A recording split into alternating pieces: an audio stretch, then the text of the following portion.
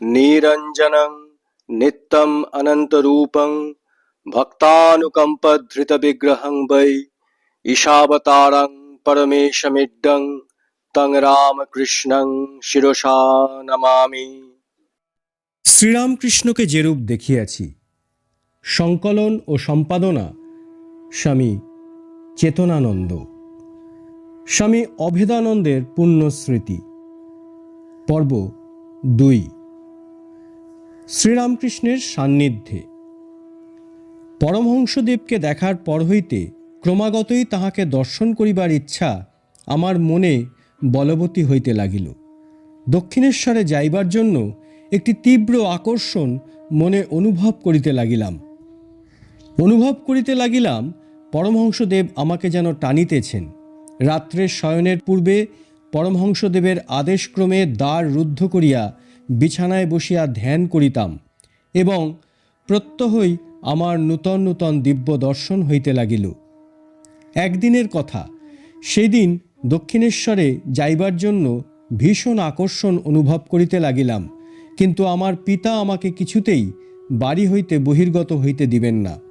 সদর দরজায় তালা লাগাইয়া আমায় বন্ধ করিয়া রাখিলেন। তখন বৈকাল হইবে। পিতা ভাবিলেন আমি আর হয়তো বাহির হইব না। তিনি দরজা খুলিয়া দিলেন। আমি আর কিছুক্ষণ অপেক্ষা করিয়া বাহির হইয়া পড়িলাম ও দৌড়াইয়া আহিরিটোলার ঘাটে উপস্থিত হইলাম এবং একটি নৌকা দেখিয়া তাহাতে উঠিয়া দক্ষিণেশ্বরে উপস্থিত হইলাম। পরমহংসদেব আমাকে দেখিয়া আনন্দে উৎফুল্ল হইয়া উঠিলেন। আমি তাহার চরণে মস্তক রাখিয়া প্রণাম করিলাম এবং বাড়িতে ধ্যানকালে যাহা দেখিতাম ও অনুভব করিতাম তাহাকে সমস্ত খুলিয়া বলিলাম। আমার হৃদয় তখন আশ্বস্ত ও শান্ত হইল। পরমহংসদেব শুনিয়া বলিলেন, ঠিক হচ্ছে, ওরকমই করবি। যা দেখবি ও অনুভব করবি এখানে এসে বলবি। তাহাই করিতাম। বাড়িতে থাকিয়া ধ্যান করিবার সময় ধ্যানে আরও যাহা যাহা দেখিতাম বাড়ি হইতে পলাইয়া আসিয়া দক্ষিণেশ্বরে পরমহংসদেবকে সমস্ত বলিতাম। সেই দিন রাত্রে দক্ষিণেশ্বরে পরমহংসদেবের নিকট থাকিয়া গেলাম। তাহার পরে দক্ষিণেশ্বরে যাইলে পরমহংসদেবের অনুমতি লইয়া তাহার পদসেবা করিতাম। দক্ষিণেশ্বরের বাগানের উত্তর দিকে একটি বারুদখানা, পাউডার ম্যাগাজিন ও ঝাউ গাছের সারি ছিল। পরমহংসদেব সেই ঝাউ গাছের তলায় গঙ্গার ধারে প্রতিদিন শৌচ করিতে যাইতেন। কখনো কখনো আমাকে তিনি গাড়ু লইয়া সঙ্গে যাইতে বলিতেন ও আমার স্কন্ধে হাত দিয়া উপদেশ দিতে দিতে পঞ্চবটী পার হইয়া ঝাউতলায় যাইতেন। আমি গাড়ু লইয়া একটু দূরে দাঁড়াইয়া অপেক্ষা করিতাম। এইরূপে পরমহংসদেব আমাকে যেন তাহার অন্তরঙ্গ পার্শ্বদ করিয়া আমার স্কন্ধে হাত দিয়া কখনো পঞ্চবটিতে কখনো বা বাগানে বেড়াইতেন। গিরিশচন্দ্র ঘোষের স্টার থিয়েটারে পরমহংসদেব যখন চৈতন্য লীলা ও প্রহ্লাদ চরিত দেখিতে ভক্তগণকে সঙ্গে লইয়া গিয়াছিলেন, তখন আমিও তাহাদের সঙ্গে গিয়াছিলাম। প্রতি সপ্তাহে শনিবার ও রবিবার দক্ষিণেশ্বরে ভক্তগণ পরমহংসদেবকে দর্শন করার জন্য সমবেত হইতেন। প্রতি শনিবারই বৈকালে আমি দক্ষিণেশ্বরে যাইতাম ও সেইখানে রাত্রিযাপন ও রবিবার বৈকালে ভক্তগণের সঙ্গে কলিকাতায় প্রত্যাবর্তন করিতাম। এইরূপে প্রত্যেক গৃহস্থ ও যুবক ভক্তের সহিত আমি পরিচিত হইতে লাগিলাম। পরমহংসদেবের উপদেশ শুনিয়া সত্যই প্রাণে অপূর্ব শান্তি অনুভব করিতাম। কখনো তিনি ভাবাবেশে হাসিতেন, কখনো কাঁদিতেন ও নাচিতেন, আবার কখনো বা সমাধিস্থ হইয়া থাকিতেন, আবার কখনো বা মধুর কণ্ঠে রামপ্রসাদ, কমলাকান্ত প্রভৃতি সাধকগণের রচিত গান করিতে করিতে বিহ্বল হইয়া থাকিতেন। কখনো কখনো তিনি শ্রী শ্রী রাধাকৃষ্ণের বৃন্দাবন লীলা কীর্তন করিতেন। কখনো বিদ্যাপতি, চণ্ডীদাস প্রভৃতি বৈষ্ণব মহাজন রচিত পদাবলী গান করিতেন এবং গভীরভাবে মাতোয়ারা হইয়া গানে নূতন নূতন আখর দিতেন। কখনো বা পরম বৈষ্ণব তুলসীদাস যেই রূপ বর্ণনা করিয়াছেন সেই রূপে রাম সীতার লীলা বর্ণনা করিতে করিতে ভাবাবেশে তিনি পরমানন্দ সাগরে মগ্ন হইয়া যাইতেন।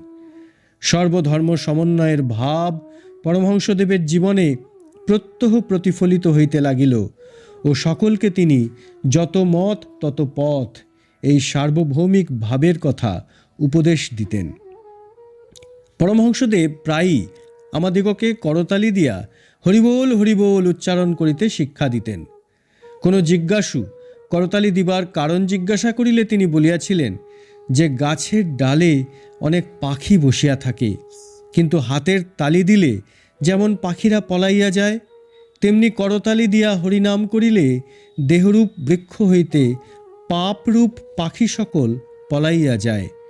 দক্ষিণেশ্বরে আমরা দেখিয়াছি প্রত্যহ সন্ধ্যার সময় পরমহংসদেব আপন বিছানার উপর উত্তরমুখী হইয়া বসিয়া করতালি দিয়া উচ্চৈশ্বরে বারংবার হরিবোল হরিবোল বলিতেন এবং হরি গুরু গুরু হরি হা কৃষ্ণ হে কৃষ্ণ প্রাণ হে গোবিন্দ মম জীবনং নাহং নাহং তুহু তুহু, অর্থাৎ আমি যন্ত্র তুমি যন্ত্রী ইত্যাদি শব্দগুলি কিছুক্ষণ আবৃত্তি করিয়া ভাবাবেশে আবিষ্ট হইতেন।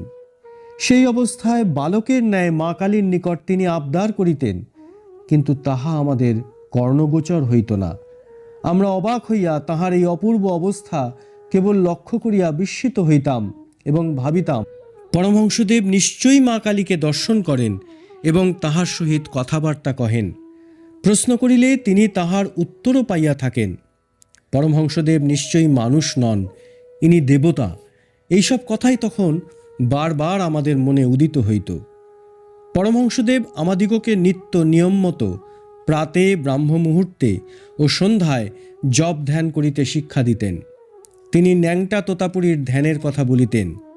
ন্যাংটা বলিত, যেমন রোজ লোটা না মাজিলে তাহাতে ময়লা ধরে, সেইরূপ ধ্যান দ্বারা মনকে প্রতিদিন পরিষ্কার না করিলে মনে মলিনতা জমিয়া থাকে। প্রসঙ্গক্রমে আমাদিগকে শিক্ষা দিবার জন্য পরমহংসদেব প্রায়ই আপন সাধনার কথাও বলিতেন। তিনি বলিতেন, আমি যখন ধ্যান করতাম তখন পাথরের মূর্তির মতো নিশ্চল হয়ে যেতাম, মাথায় পাখি এসে বসত, টেরও পেতাম না। সত্যই যখন গভীর ধ্যানে মগ্ন, স্পন্দনহীন ও স্থির হয়, তখন গায়ে মশামাছি বসলেও টের পাওয়া যায় না। তিনি বলতেন, এইগুলি চিত্ত স্থির হওয়ার লক্ষণ। শ্রীরামকৃষ্ণের লীলার শেষ অধ্যায়। রথযাত্রা ৩রা জুলাই 1884 খ্রিস্টাব্দ। রথযাত্রার দিন বৈকালে পরমহংসদেব বলরাম মন্দিরে আসিয়াছেন। এই সংবাদ পাইয়া আমিও তথায় যাইয়া দেখি যে বড় হল ঘরে দ্বিতলে পরমহংসদেব ভক্তমণ্ডলী পরিবৃত হইয়া পণ্ডিত শশধর তর্কচূড়ামণির সহিত কথোপকথন করিতেছেন। তাহার পর কথক বৈষ্ণবচরণ কীর্তন আরম্ভ করিলেন। তিনি গাহিতে লাগিলেন, দুর্গা নাম জপ সদা রসনা আমার ইত্যাদি। পরমহংসদেবও ভাবাবিষ্ট হইয়া গাহিতে লাগিলেন, যশোদা নাচাত তোমায় বলে নীলমণি ইত্যাদি। তৎপরে উভয়ের কীর্তন শেষ হইলে উভয়ে পরস্পরে কিছুক্ষণ কথাবার্তা বহিলেন। ইতোমধ্যে উপরের ঘরের বারান্দায় জগন্নাথ দেবের ছোট রথটি সুসজ্জিত করিয়া আনা হইল। পরমহংসদেব ভক্তগণের সঙ্গে রথের দড়ি ধরিয়া একটু টানিলেন এবং গাহিতে লাগিলেন, নদে টলমল টলমল করে গৌর প্রেমের হিল্লোলে রে ইত্যাদি। তাহা এক অপূর্ব দৃশ্য। পরমহংসদেব ভাবাবেশে গানের সঙ্গে নৃত্য করিতে লাগিলেন। ভক্তেরাও সেই নৃত্যে যোগদান করিয়াছিলেন। এইরূপে সংকীর্তন ও নৃত্যের মাতামাতির পর পরমহংসদেব হলঘরে আসিয়া বসিলেন এবং পণ্ডিত শশধরকে বুঝাইতে লাগিলেন, একে বলে ভজনানন্দ। সংসারীরা কাম কাঞ্চন দিয়ে বিষয়ানন্দ উপভোগ করে, কিন্তু ভগবৎ ভক্তেরা ভজনানন্দ করতে করতে ব্রহ্মানন্দ লাভ করে। এইরূপে জমাট আনন্দের মধ্য দিয়া ভক্তদের সঙ্গে পরমহংসদেবের দিন কাটিতেছে। হঠাৎ একদিন দক্ষিণেশ্বরে গিয়া দেখি তাহার গলায় বেদনা হইয়াছে। তিনি বালকের ন্যায় সকলকে গলা দেখাইতেছেন এবং যে যাহা ব্যবস্থা দিতেছে তাহাই করিতে উদ্যত হইতেছেন। তিনি কুলফির বরফ খাইতে ভালোবাসিতেন। বৈশাখ মাসে অত্যন্ত গরম পড়িয়াছে। একজন ভক্ত এক হাঁড়ি কুলফির বরফ দক্ষিণেশ্বরে আনিয়া তাহাকে দিয়াছিল। তিনি তৃষ্ণা নিবারণের জন্য প্রচুর পরিমাণে সেই বরফ খাইয়াছিলেন। তাহার ফলে তাহার গলার বেদনার সূত্রপাত হইয়াছিল। বেদনা ক্রমে বৃদ্ধি পাইতে লাগিল, কিছুতেই আর কমে না। ঢোক গিলিতে, কথা কহিতে এবং আহার করিতেও কষ্ট হইতে লাগিল। একদিন গোলাপ মা পরমহংসদেবকে বলিলেন, কলিকাতার দুর্গাচরণ ডাক্তার একজন বড় চিকিৎসক, তাহাকে দেখাইলে তিনি সম্ভবত যথার্থ ব্যবস্থা বলিয়া দিতে পারেন। পরমহংসদেব শুনিয়া সেই ডাক্তারকে দেখাইতে যাইবার সংকল্প করিলেন। আমিও সেই রাত্রে দক্ষিণেশ্বরে ছিলাম। লাটু এবং গোলাপ মাও দক্ষিণেশ্বরে রাত্রিতে ছিলেন। পরদিন প্রাতে নৌকারোহণে কুমারটুলি ঘাটে যাওয়া স্থির হইল। একখানি নৌকাও ভাড়া করা হইল। পরমহংসদেবের সঙ্গে লাটু, গোলাপ মা ও আমি কলিকাতা যাত্রা করিলাম। নৌকা হইতে নামিয়া তিনি ভাড়াটিয়া গাড়িতে করিয়া বিডন বাগানে ডাক্তারের নিকট যাওয়া স্থির করিলেন। নিজ পার্শ্বে আমায় কৃপা করিয়া বসাইলেন। লাটু ও গোলাপ মা অপর দিকে বসিলেন। ডাক্তারকে গলা দেখানো হইল। তিনি যথোচিত ব্যবস্থা লিখিয়া দিলেন। তাহার পর আহিরিটোলার ঘাট হইতে নৌকারোহণে সকলে দক্ষিণেশ্বরে ফিরিতে লাগিলাম। বেলা প্রায় 2:30 প্রহর হইয়াছে। কাহারও কিছু খাওয়া হয় নাই। দেখিলাম পরমহংসদেবেরও অত্যন্ত ক্ষুধা পাইয়াছে। তিনি মাঝিকে বরানগরের প্রামাণিক ঘাটে নৌকা ভিড়াইতে আদেশ করিলেন। সেখান হইতে বাজার অত্যন্ত নিকটে, সুতরাং দোকান হইতে কিছু জলখাবার ক্রয় করিয়া আনিবার জন্য তিনি আমাকে আদেশ করিলেন। গোলাপমার নিকট 1 আনা মাত্র পয়সা ছিল। সেই পয়সা লইয়া আমি তৎক্ষণাৎ বাজার হইতে ঠোঙায় করিয়া ছানার মুরকি লইয়া আসিলাম এবং পরমহংসদেবকে দিলাম। তিনি ছানার মুরকির সমস্তগুলি পরমানন্দে আহার করিয়া পাতার ঠোঙা গঙ্গায় ফেলিয়া দিলেন এবং হাত ধুইয়া অঞ্জলি অঞ্জলি গঙ্গাজল পান করিয়া ঢেকুর তুলিলেন। এদিকে আমরা 3 জনে ক্ষুধায় কাতর হইয়াছিলাম। পরমহংসদেবও তাহা জানিতেন, কিন্তু তিনি ওই ছানার মুরকির কিছুও আমাদের কাহাকে না দিয়া নিজেই ভক্ষণ করিয়াছিলেন। কিন্তু আশ্চর্যের বিষয় যে পরমহংসদেব ঢেকুর তুলিবা মাত্র আমাদের সমস্ত ক্ষুধা নিবৃত্ত হইল। আমরা পরস্পরের মুখের দিকে তখন নীরবে তাকাইতে লাগিলাম। ইহা দেখিয়া পরমহংসদেব হাসিতে লাগিলেন এবং আমাদের সহিত বালকের ন্যায় ঠাট্টা তামাশা করিতে করিতে দক্ষিণেশ্বরে উপনীত হইলেন। দক্ষিণেশ্বর কালীবাড়ির ঘাটে নৌকা থামিল। আমরা সকলেই নৌকা হইতে নামিলাম। আমরা আমাদের ক্ষুধা নিবৃত্তির বিষয় পরস্পরে আলোচনা করিয়া আশ্চর্যান্বিত হইলাম এবং বুঝিলাম যে ইহা পরমহংসদেবের একটি বিভূতি বা মিরাকল। শ্রীকৃষ্ণের বিচিত্র লীলা এবং তস্মিন তুষ্টে জগৎ তুষ্ট, এই কথার মর্ম সেই দিন শ্রী শ্রী ঠাকুরের কৃপায় প্রত্যক্ষভাবে হৃদয়ঙ্গম করিলাম। এইরূপ ঘটনা ঘটিয়াছিল শ্রীকৃষ্ণের মানবলীলায়। যখন পঞ্চপাণ্ডব ও তাহাদের স্ত্রী দ্রৌপদী বনবাসী ছিলেন, সেই সময় একবার মহর্ষি দুর্বাসা তাহার 10 সহস্র শিষ্য সমভিব্যাহারে তাহাদের কুটিরে উপস্থিত হইয়াছিলেন।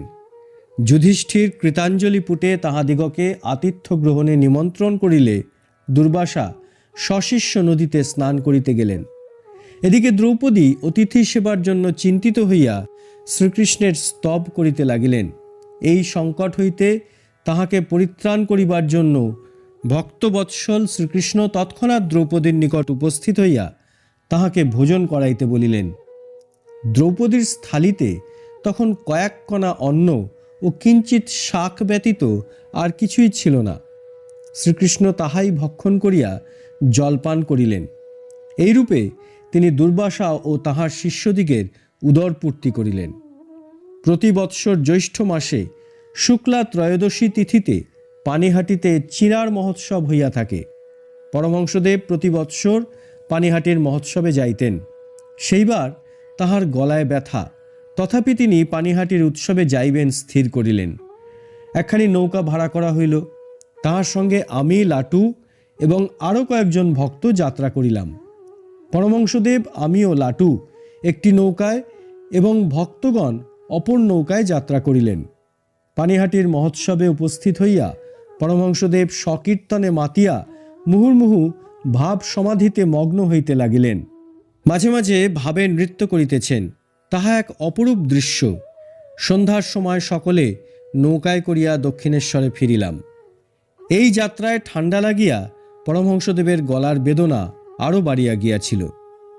1885 খ্রিস্টাব্দের 2রা আশ্বিন, সেই সময় হইতে শ্যামপুকুরের বাসায় পরমহংসদেব 3 মাস ছিলেন।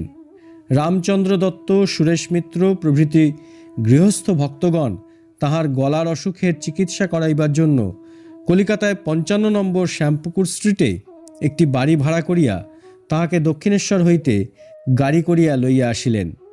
শ্যামপুকুরের বাড়িতে পরমহংসদেব ও আমাদের রান্না করিবার জন্য ভক্তিমতী সেবিকা গোলাপমা আসিয়াছিলেন। কিছুদিন পরে শ্রীমাকে দক্ষিণেশ্বর হইতে শ্যামপুকুরের বাড়িতে লইয়া আসা হইল। ঠিক সেই সময় হইতে আমিও একেবারে গৃহত্যাগ করিয়া পরমহংসদেবের সেবায় নিযুক্ত হইলাম এবং সকল সময় তাহার নিকটে থাকিতাম। একদিন পরমহংসদেব সমাধিতে বাহ্যজ্ঞান হারাইয়া কাষ্ঠ পুত্তলিকার ন্যায় বসিয়া আছেন। ডাক্তার মহেন্দ্র সরকার তাঁর নাড়ি পরীক্ষা করিয়া দেখিলেন পালস নাই, এবং নাড়ি পরীক্ষার যন্ত্র দিয়া হৃৎপিণ্ডের কোনো শব্দও পাইলেন না। উন্মিলিত চক্ষুদ্বয়ের গোলকে অঙ্গুলি দ্বারা স্পর্শ করিতেও পরমহংসদেবের কোনো বাহ্যজ্ঞান আসিল না দেখিয়া ডাক্তার অবাক হইয়া রহিলেন।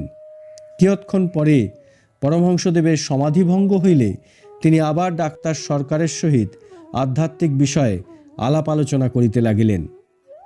এখন প্রশ্ন হইতে পারে, শ্রী শ্রী ঠাকুরের গলরোগের সৃষ্টি হইল কেন?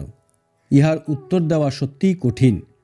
শ্যামপুকুরের বাসায় অবস্থানকালীন শ্রী শ্রী ঠাকুর বলিয়াছিলেন, মা আমায় বুঝিয়ে দিলেন যে লোকে নানা রকম পাপ কর্ম করার পর আমার পাদস্পর্শ করে পবিত্র হয়, তাদের পাপ ভার আমাকে গ্রহণ করতে হয়েছে এবং তারই ফলে এই গলরোগ ভোগ করতে হচ্ছে। ইহাকে বলে ভিকেরিয়াস অ্যাটোনমেন্ট, যাহা যীশুখ্রিস্ট তাহার জীবনে ভোগ করিয়াছিলেন। একদিন নরেন্দ্রনাথও বলিয়াছিল, all this will appear like a dream in our lives, only its memory will remain with us. অর্থাৎ এই সমস্তই আমাদিগের জীবনে যেন স্বপ্নের মতো মনে হইবে এবং ইহার স্মৃতি অন্তত আমাদের মধ্যে থাকিয়া যাইবে। নরেন্দ্রনাথের কথাগুলি আজিও আমার কর্ণে যেন প্রতিধ্বনিত হইতেছে। ওম শ্রীরাম কৃষ্ণার্পণমস্তু।